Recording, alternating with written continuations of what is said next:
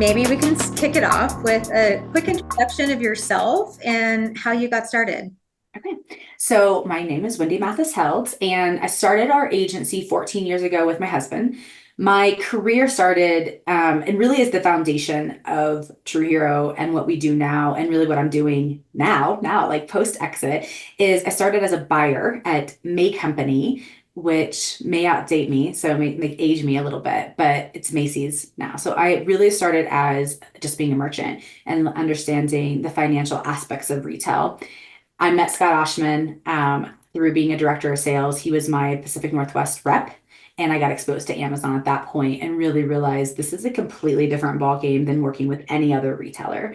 It's very different, and I felt that there was a way to create an agency around it. We didn't call it an agency at that point. We were like sales reps or whatever we call ourselves, brokers, but really felt that there was an opportunity to do that where a regional sales rep was doing like traditional brick and mortar. We really felt Amazon was quite different. And so my niche has been and continues to be that I come from that planning side. So a lot of my posts are around inventory management and forecasting because I feel like that's really foundational to what we do. And what year was that? We officially started the business in 2010. I met Scott and started working, getting exposed to Amazon in 2006. This is really early on. And we were doing outdoor apparel. So, like, Helly Hansen is still somebody that I work with. And that was the brands that I got introduced to Amazon through. You were more on the outdoor like apparel side. Outdoor apparel was where we started, but just outdoor in general. And still really when we exited, that was still the case. So very outdoor focused. So there's definitely a theme that I noticed, which is by the way, I was at Amazon 2005 to 2015.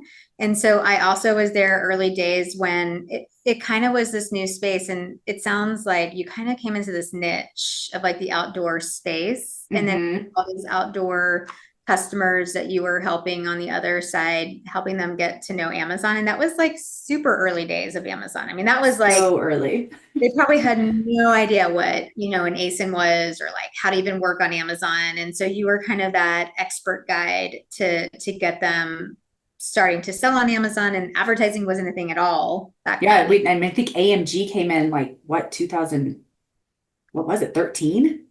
So you were early times of this business. Yes. Yes. Okay. Early. And then something else that's kind of unique about you too, you said that you started it with your husband. Is that right? I did, yes. But we started the agency, we were doing video production, we were doing social media, we were running events. So it was actually called True Hero Events, was the original name of our company.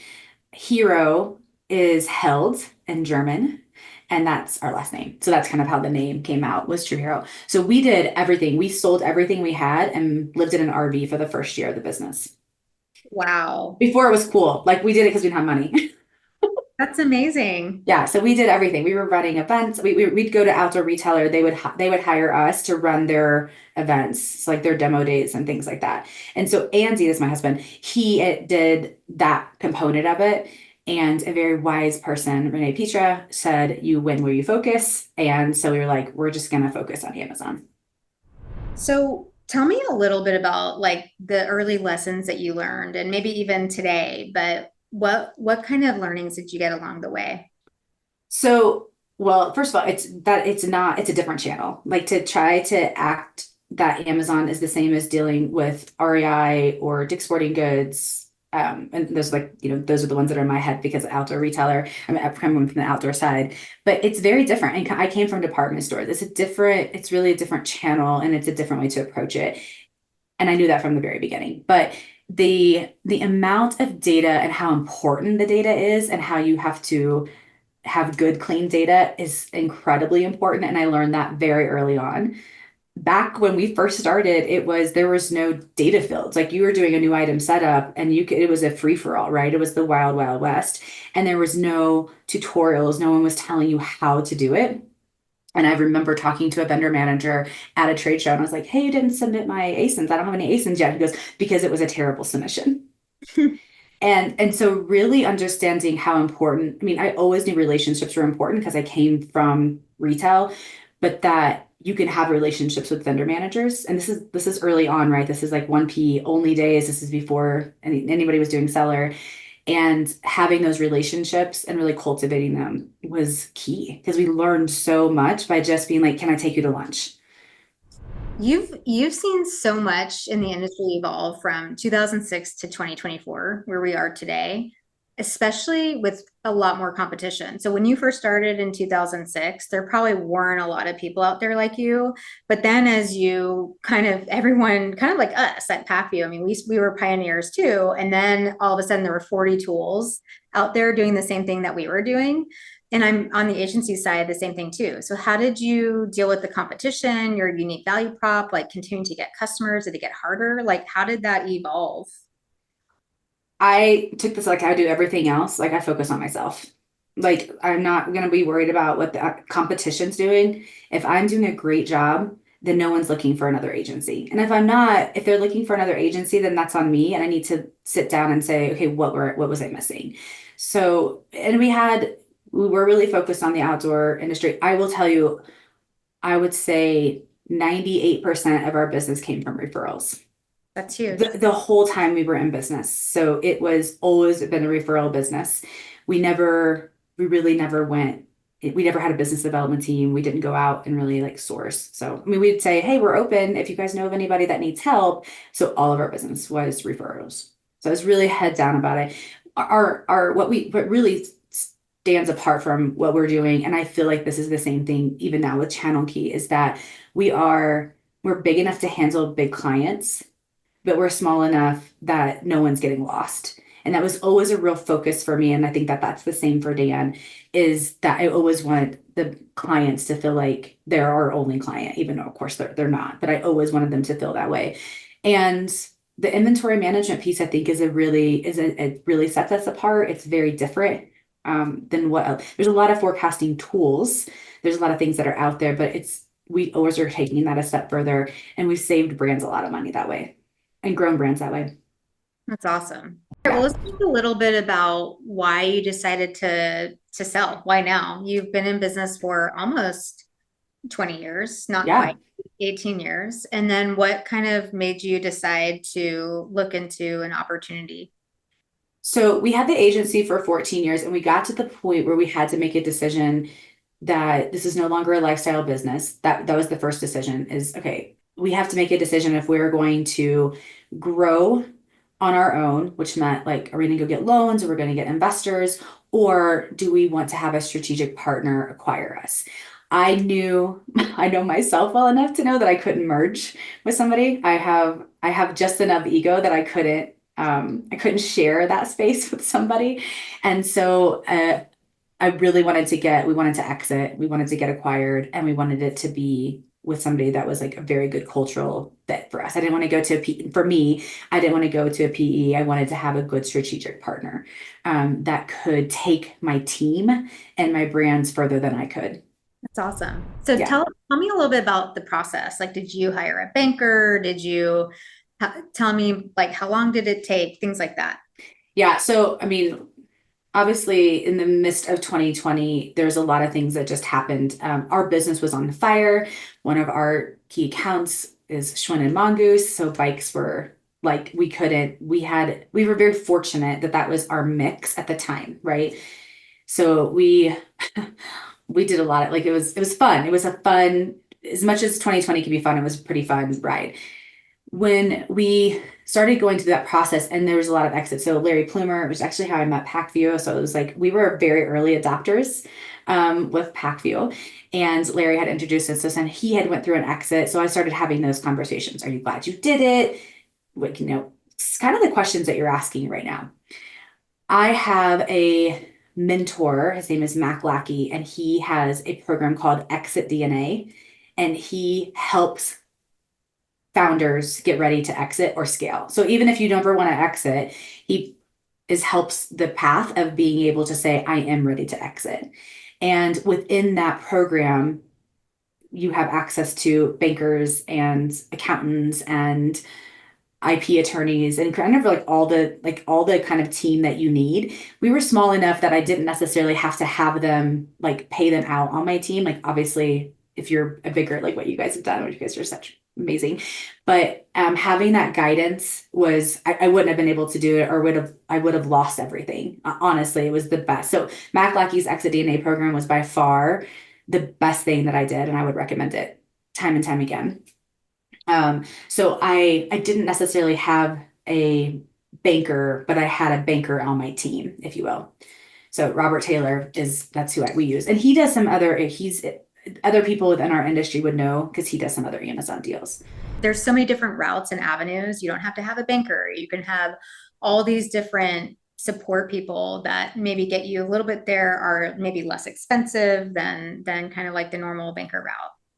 Yeah, I mean, I will say, I think one of your questions is like, what are the things that really learned is that I didn't realize how important it was going to be to have a tax attorney, have a tax consultant through that.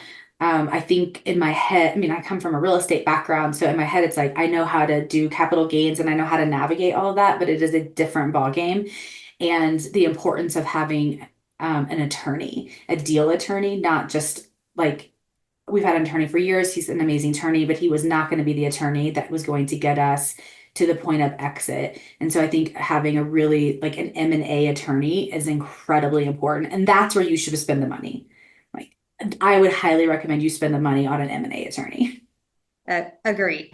I mean, no matter how great the relationship is with the person that you're going into business with, you need your own M&A attorney. Anyway. Well, let's take a little bit of a tack switch and talk a little bit about the tech that enabled you to grow, in my very unbiased opinion. So like I said, we used PackView early on, so very early on, and really not really understanding why we needed it.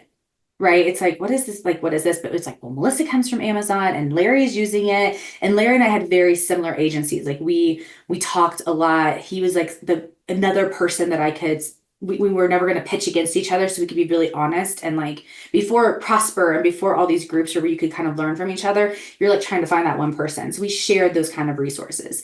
And so we were trying to figure out how we could do, I mean, service industries it's expensive. Agencies are expensive, and software allows you to scale.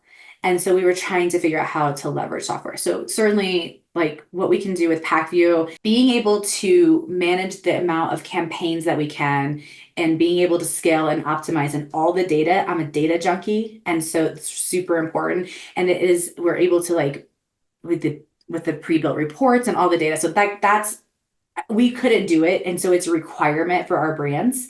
So when we onboard a client, like this is a requirement. This is what we're going to have. This is like part of it, and this is how we're going to do it, and this is what the reports look like. So certainly PackView. We use a company called Type W that does like we pull in all the data. And so they scrape on the 1P side. They have API on the Seller Central side because Amazon still hasn't given us all the things that we really want on the 1P side. Please, begging, please. But they're awesome. Tom from Type W is great. The data comes in, and then we can pull that into Power BI and spits out all of our reporting, which has been amazing. Post exit, I got introduced to KPOC, and their reporting, analyzing, forecasting is amazing. I'm like, where was that? Having like PackView, Type W, and KPOC for us allows us to be able to focus on strategy versus focusing on pulling the data. And we get to make really smart, intelligent decisions much faster than we would if we were like pulling reports. Yeah, I like to say spend time on strategy, not in spreadsheets. Yeah, oh, it's so true. That's a great statement. Like, and I feel that. I like strategy is my favorite thing. And if when I was looking at, you're looking at hours of your team and they're just pulling reports, you're like, what are we doing? But anyway, so these tools, as long as they're accurate and they're running, like it's not replaceable. So you have now exited after 14 years. Yeah. What's next? Well, right now I'm in the SVP at Channel Key, so I am focused on strategy, and I love it because that's what I get to do. Is I get to kind of sit in my chair and do strategy with our amazing team, and we have some really great brands. And then I have started a new firm called In the Black, and I am looking at businesses and helping them look at their numbers and how they're scaling and what they're doing so they can be in the black, so they can be profitable and ideally grow and exit themselves. So that's my, and I sit on a couple of advisory boards, which I've just never had an opportunity to do because I was head down focused here. So those are the other things that I'm doing outside of Channel Key. So what's the best way for people to contact you? Do you have a LinkedIn, I'm on LinkedIn all the time. LinkedIn? Yeah, I'm LinkedIn. So when you looked for your strategic partner that you wanted to go with, what was your criteria? It had to be that no one on my team had to come, but they all had the option. I didn't want anybody else to have to feel forced to come into something that I was making a decision on. So it was a big thing for me. They had to have, they couldn't be drowning their brand managers, which our brand managers will probably say they're drowning. Everybody's drowning, but I wanted it to be that it wasn't, a brand manager wasn't managing 20 accounts, which we did see. I didn't want to go with an aggregator because I didn't want to be the person responsible for managing other people's brands. I wanted to come in and that it was that we had, this. I didn't grow up in the Seller Central side, so I've always felt more comfortable on the 1P side. So just non-Amazon brands, like I did like Amazon brands, like that's where Dan came from. So he's super comfortable on the 3P side, and I liked that partnership. So he had a company prior called Trend Nations, and it was 3P, and they were building products, and I've never done that. So that was a really good puzzle fit for us. And I thought that was really important because I felt a little bit timid on going to the really big on the Seller Central side because I didn't think I knew it as well as other agencies did. So we were pretty focused. We had 3P, but we were like 70% 1P. I like that match. And then we had to just be very cultural fits, like honest, very transparent. That was the number one thing. Like I had to have somebody that I trusted that was going to be honest, super transparent. And then I liked, like, I'm going to be here. Like, we're going to work together. Like, we have to get along. And had, similar vision. We didn't have to be exactly the same, but we had to have a good vision together. And Dan, I mean, literally, I'm so thankful that this is where we went, where we landed. Anyone that is thinking about this process should absolutely reach out to you because you have had I would so love for them to. great ideas. And I just thought I would quickly kind of summarize some of the things that you talked about today, which is number one, and I've seen this a lot with other agencies, having your niche. So you were an outdoor, you really grew that space. And then, of course, 2020, similar to us, that space really blew up. Outdoor space, the bike space. I mean, you couldn't find bikes, right? It's just Yeah, believe me. and then the fact that 98% of your business came from referrals, that just means that you're doing an amazing job of word of mouth of people coming to you and not even having a business development team at your company. Like that's such a testament to your ability to grow these brands. I like the one around software helps you scale and picking your own tech stack. So you had a couple of different softwares that you were using so that you could spend more of your time on strategy and then let the software work for you. And then the other one also is finding your person. So like you had a couple of mentors that you're able to talk to, people that probably are on your phone where you can text them and ask them quick questions. Like that's having your network and building that out is huge. And then lastly, kind of coming to your acquisition and partnership is really finding the right partner that you felt comfortable with like having very specific parameters to get acquired. Anything else that I left out? I think two things that are important is when you go into negotiation, you have to know your non-negotiables. It's just like a relationship. Then when you know that, you don't waver from them because it's very easy to get into the deal and start getting deal fatigue. And so Mm-hmm. you have to know and you have to share that with your attorney because then your attorney will keep you honest to your non-negotiables. And I think every founder needs to have minimum one, but probably two or three advisors, mentors that they are going to because it is a lonely job being an entrepreneur. 100%. That is awesome. Thank you so much. It sounds like now you have this new phase where I mean, you seem very happy always, but like now, even more things to be happy about. It's Yeah, amazing. next chapter. It's going to be fun.